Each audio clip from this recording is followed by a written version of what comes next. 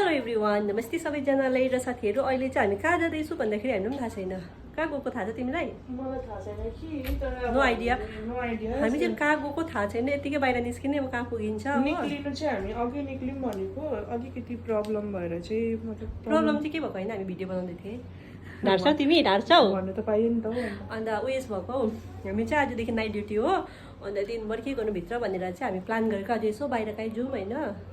सोचेको त थिएँ तर के गर्नु, अब यस्तै भयो। भिडियो बनाउँदा बनाउँदा तिम्रो 6 बज्यो 6 बजी नै आँटिसकेको छ हो। अब हामी चाहिँ कति बेर बाहिर निस्किने, कहाँ जाने, के गर्ने, फेरि आउनुपर्छ, खानासाना बनाएर फेरि ड्युटी जानुपर्छ।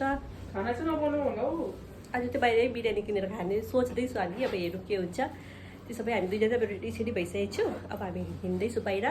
अब हेरौँ कहाँ पुग्छु, के गर्छु, तपाईँहरूलाई पनि डल्लै देखाउँछु। तपाईँ तपाईँसँग हाम्रो भिडियो हेर्नु, लाइक गर्नु, सेयर गर्नु, फलो गर्नु चाहिँ नबिर्सिनुहोस् है।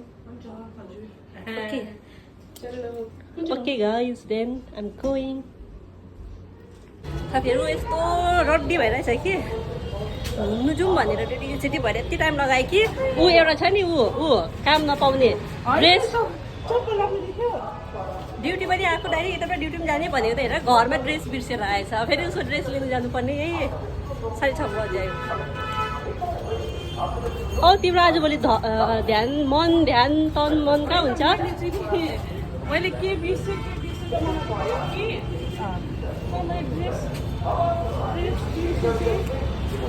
ड्रेस गर्नै आएछ उसले। रिस लाग्यो।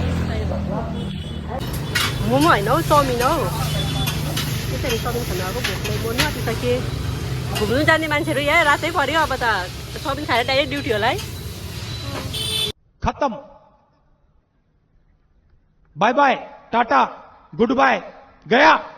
घुम्नु जाने आयो कि अहिले तपाईँ हिँड्नु पुग्छ भने चाहिँ हेर्दै